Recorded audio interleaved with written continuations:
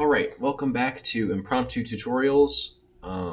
It's actually the first time I might use the second take because the first time took way too long. Alright, so first things first, I should introduce. This tutorial is about instruments in in Furnace, and we're just going to cover the absolute basics, the things that apply to pretty much every instrument, or every sound chip. So first we're going to go to File and make a new, choose a new system. I'm going to choose NES since that's probably the most basic sound chip as far as the instruments go. So first, so we have, first thing you'll notice in this instruments window, which if you don't see that, you can go to the window tab here and click on instruments. And when that's checked, you'll see this instruments window. It might not be here, it could be anywhere. And the first thing here that's always there is this none instrument, which means you don't have any specific instrument selected. And when you have this, it'll be some sort of default for whatever chip you're working with.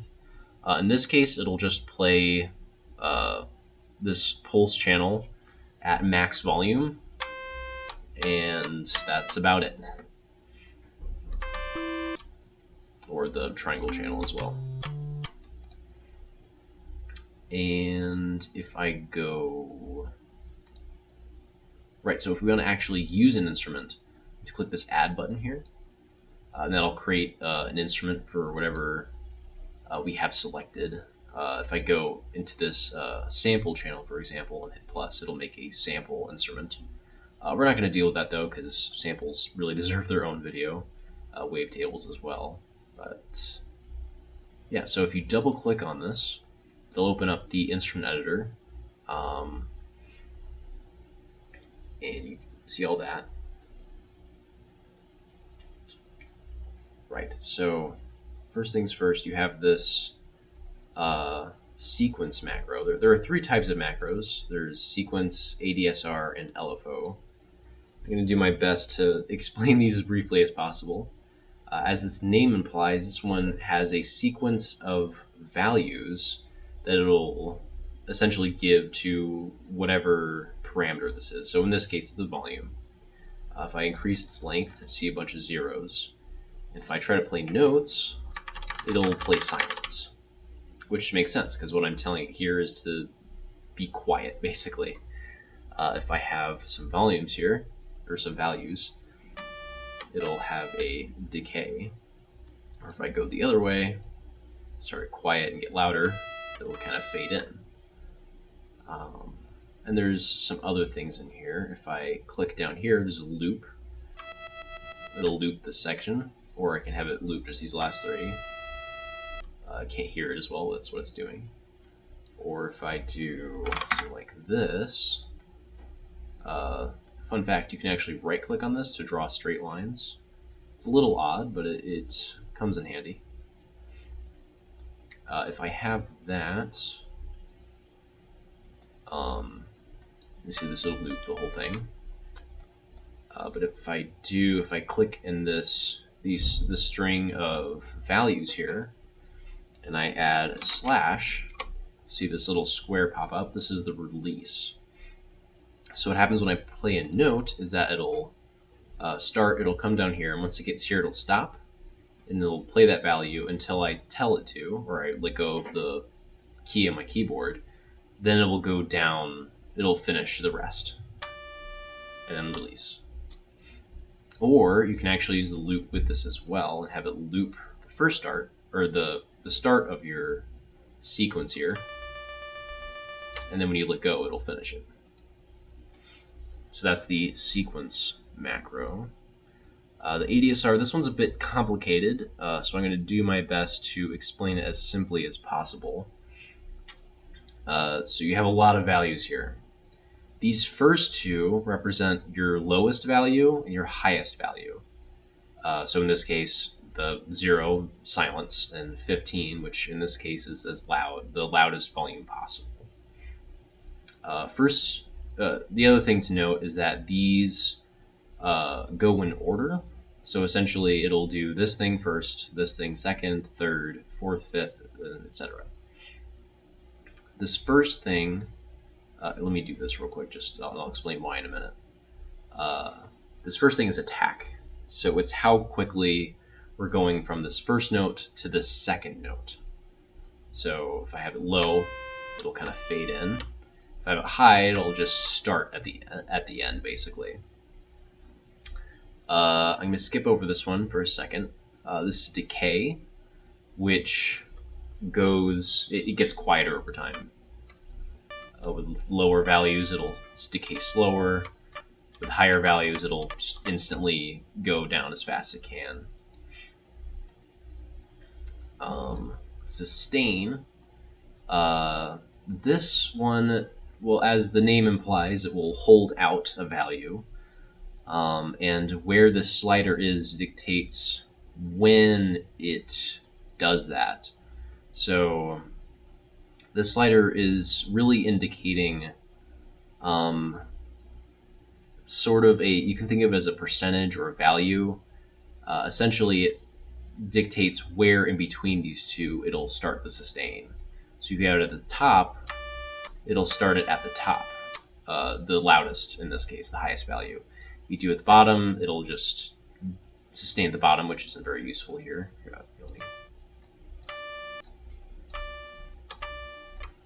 Top, it holds it out.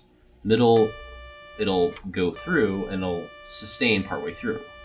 Similar to over here where we had our release. And then it holds it at the release part until we let go. Here it's very similar, except we dictate the sustain this way instead. A bit different. This one dictates where the sustain time, or basically how long the sustain is held out. And then sustain decay will decay after the sustain. So here, if I make this really slow, you'll see it'll decay very slowly after it reaches the sustain. And the sustain time is how long that sustain is held out before the decay. So it'll go down, it'll hold it, and then it'll start to decay. The hold one actually functions similar, except it holds the top note of the attack. So you hear it like has that, oops. So sustain time also, another thing I should mention, sustain time also affects the release. So the release won't start until the sustain time is complete. So I'm going to set that to a very short timer now. Or 0, in fact. And release actually functions the same way as before. Over here, where it affects when the value itself affects how fast it decays after you let go. So if I set this to no decay, it'll just completely stop. But if I set it to something like this, let go, and it fades out. And lastly, hold, I think it's the one I haven't talked about yet, dictates how long that high note is held. So back to our instrument with that decay value, let's just zero all that out. If I have a hold, it'll hold out that top value before reaching the decay. And remember what I said at the start, each one of these goes in order. Attack, hold, decay, sustain, etc. Which is actually where the name for this comes from. ADSR stands for attack, decay, sustain, and release. Which usually if you have an ADSR, you'll have at least those 4. Although in this case you have a lot of extra things to be more flexible than your normal ADSR envelope. Which this is called an envelope, by the way, when it's referring specifically to sound. It's not super relevant, but good to know.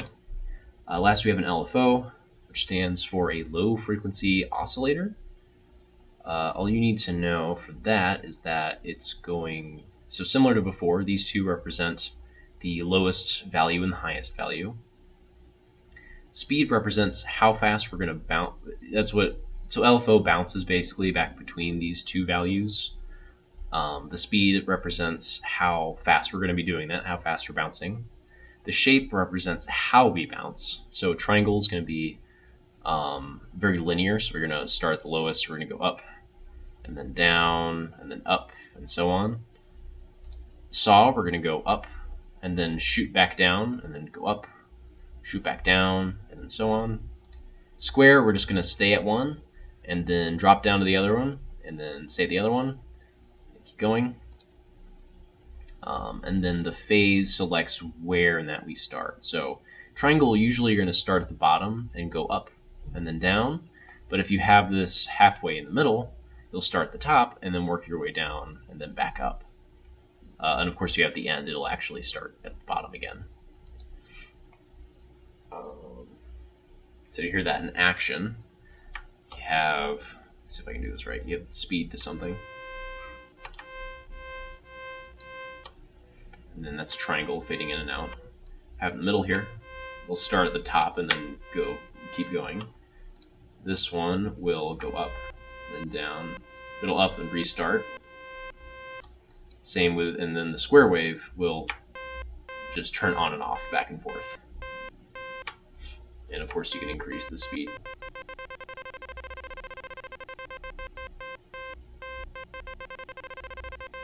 Alright. So that's the three different types of macros. And that's all we're going to talk about for volume for now. Now we get into some of the more unique macros. Although these are also very universal macros, the arpeggio and the pitch. Firstly, the arpeggio macro is going to allow you to play arpeggios. If you don't know, an arpeggio is basically a sequence of notes played together quickly. If you're playing on a piano, for example, that's just going to be you playing the notes in sequence, something like this. Although for an arpeggio like this, with this macro, you can do what I just did with this, but it's also designed to do that much quickly, to give much faster, to give the impression of all of them being played at once. So to hear that in practice, it sounds something like this.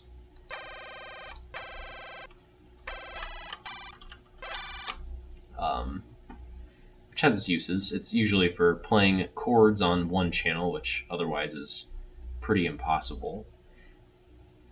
And you do have this loop function as before, where you can go through them. I can also have it not loop, which is useful. If you've heard any of Tim Follin's works, you'll hear he uses a technique similar to this.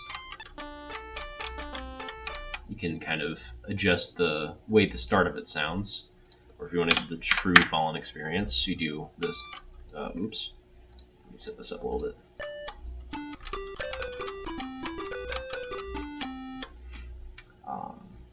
And if you've heard Tim Follin's work, you've probably heard an instrument similar to that before. Another thing you have here is, in addition to the loop, you also have something called relative, or fixed pitch.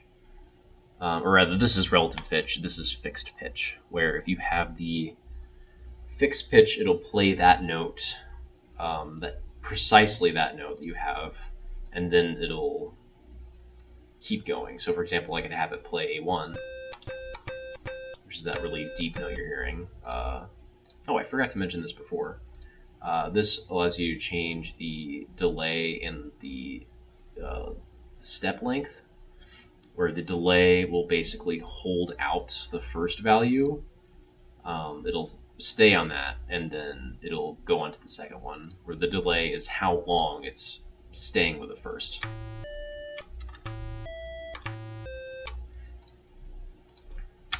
Which has its uses for different things. And something else I should mention, this step length is how fast it goes through. So if I use the example of that arpeggio I made earlier,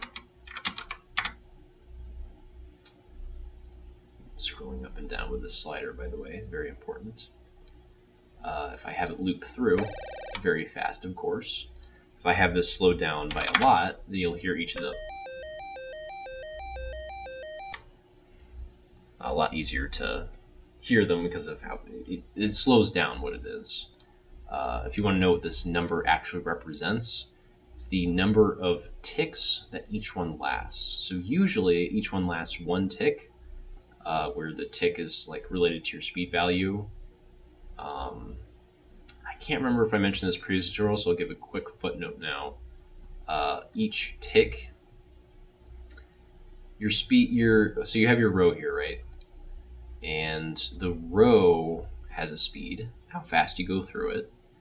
And this speed value is how many ticks are in this one thing. Each one of these. A little confusing why there's 2, but essentially this is how many ticks your even number rows, this is ticks for your odd number rows. So if I set this to 4 and 6, this one has 4 ticks, this one has 6 ticks, 4 ticks, 6 ticks. And a tick is basically just a unit of time in your music file. I could get a little more in depth of that, but I'm just gonna keep it simple for now. One other thing I guess I should mention is your ticks are here, how often your ticks occur. In this case, it's 60 hertz because that matches with display. You have a 60 hertz display. Again, I shouldn't get too much into that, so I'll move on.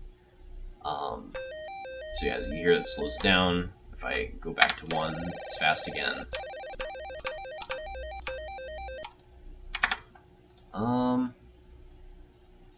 Oh yes, fixed pitch. The other thing about fixed pitch, as you saw earlier, I was able to get it so that it had one fixed low note. Oops. One fixed low note followed by a unfixed note. So I'm playing different notes on my keyboard, but that first part is always the same sound, which is part of that fixed arpeggio. Another thing you can do with fixed arpeggio, if you have a lot of these, you can make percussion sounds. This isn't always the best way to do it, but it does work. So kind of a very odd kick drum there. Here, if I get rid of this, it'll probably sound better.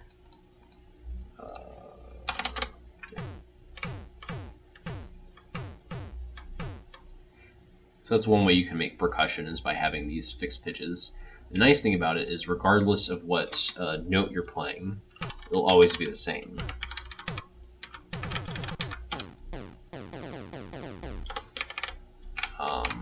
You notice there it sounded a bit different. It's because I forgot about this thing.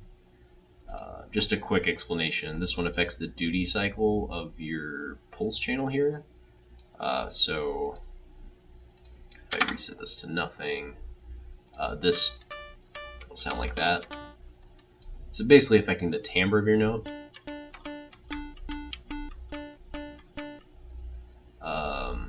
This one's a square wave, you know. I'm going to keep this short because I'm already running out of time. It's a very NES specific kind of thing, but good to know anyway. Right, pitch. So the last thing we're going to do is the pitch one, which is also very important.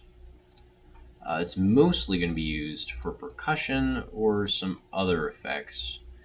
Right, so this value represents, well, remember that this toggle changes how it works.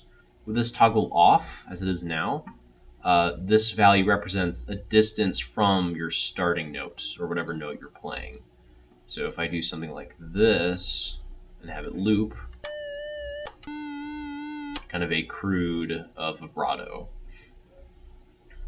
And if I have it toggled instead, it sounds a bit weird, but there's a reason for that. Is because this value no longer represents a distance, but a value to be added. So for example, if I just have it be -64, it'll just decrease. Well, if I have it this ticked off, it just holds. You do the same thing the other way around, have it go up. And this, again, is very useful for percussion and that kind of thing. And again, like with the Tim Follin thing, you can also do something more like this. Or what is probably more common is something like this, where you have it pitch up into.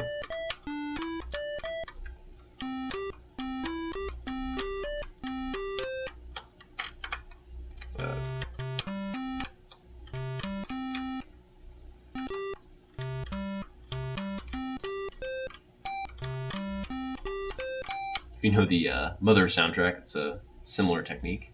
I also have it tipped down.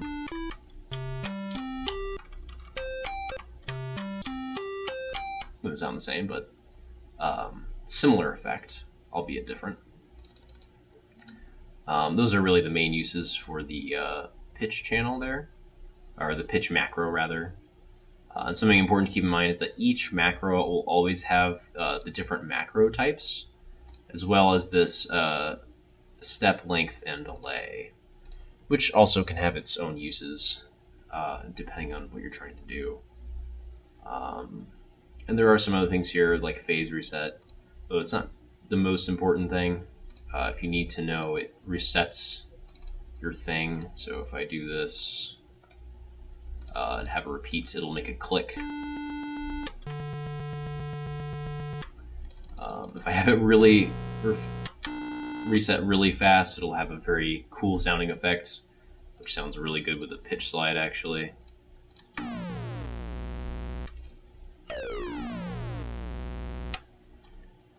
More of a sound effect than something musical, but it does have its use. It's good that it's here.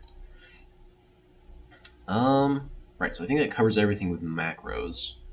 The only thing we have left is some of the more management type of stuff. For example, you can save your instruments here if you want to use them in other projects, or you can open one here. Although if you open it here, it's going to replace your instrument that you have in this slot, or in this slot more accurately. You can also change instrument type. I can make it a sample, which you'll see different types here depending on what chips you have. For the NES, it's only going to have 2 because it has these 4 NES exclusive channels, and then this sample channel as well built in, which is why you have these 2 different instrument types, one to handle the sample stuff and one to handle everything else. Something else. So these buttons, kind of self-explanatory. This one duplicates it. So if I had, let me try again, this one deletes.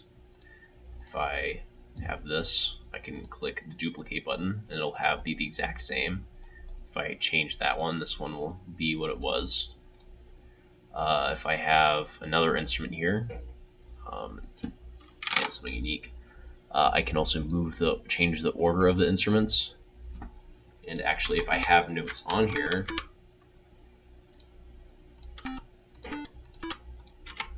you'll see this number indicates the instrument you're using. If I change the order, it'll also change the values on the table, which is very, very helpful. What else? You can also save here. This will save whatever one you have selected. Open, usually if you click open here, it'll add an instrument. Or if you right click, you'll replace it, similar to this button here. You can name your instrument here as I did earlier. Change the type. You can also select your instrument from here. This selects the value. So if I have a bunch of different instruments, I can click this and see them all. Usually more useful if you don't have this window already accessible. It's still good to have, especially if you can't see both of these at the same time. I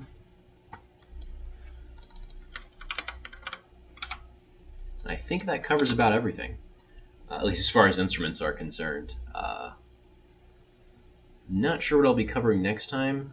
Probably either wavetables or samples, since those are also very important and have a lot of stuff going on. But yeah, I think that's about it. If you have any questions, please feel free to leave them down in the comments below.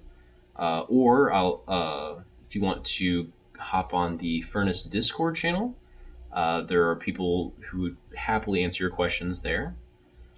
And I'll go ahead and leave a link to that, an invitation to the Discord in the description of this video as well. And I think that's about it. Thanks for watching, and have a good day.